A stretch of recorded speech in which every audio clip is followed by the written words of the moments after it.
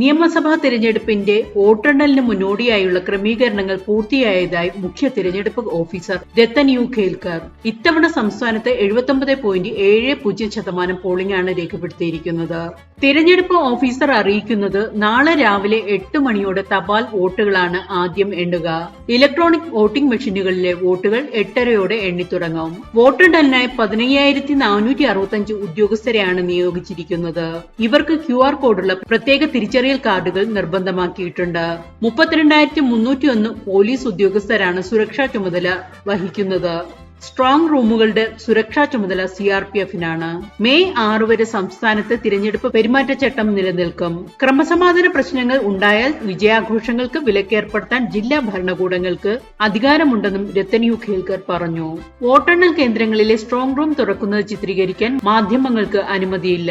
തെറ്റായ ഫലങ്ങൾ നൽകുന്നവർക്കെതിരെ നിയമ നടപടികൾ ഉണ്ടാകും.